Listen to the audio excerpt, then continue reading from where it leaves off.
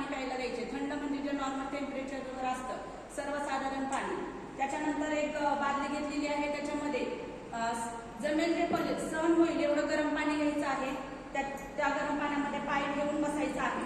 त्याच्यानंतर एक नॅपकिन थंड पाण्यामध्ये बुडवून थोडं नॉर्मल टेम्परेचर जे असतं सर्वसाधारण पाणी त्याच्यामध्ये बुडवून घट्ट पिळून रुग्णाच्या ते डोक्यावर ठेवायचं आहे.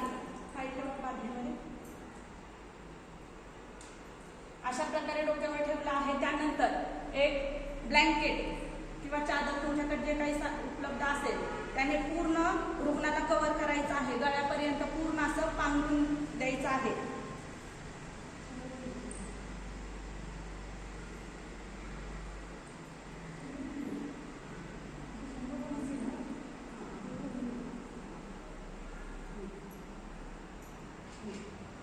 या नैसर्गिक उपचार पद्धतीचा निद्रानाशावर अतिशय चांगला सुपरिणाम होतो.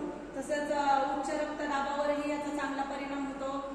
शरीरातील अतिरिक्त कफ जो घट्ट झालेला आहे तो पातळ होऊन शरीराबाहेर निघून जाण्यास मदत होते.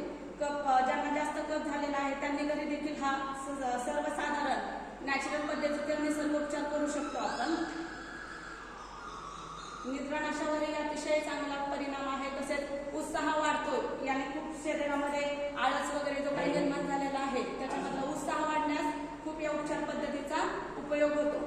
ही कृती साधारणतः 10 ते 15 मिनिटं करायची आहे. त्याच्यानंतर जे काही आपला समस्त साधक आहे त्यांना एक 5 मिनिटाच्या श्वसनासाठी पाठवायचं आहे. आणि श्वसन घेताना ही ब्लँकेट पूर्ण थंड हवेत जायचं नाही आणि ही ब्लँकेट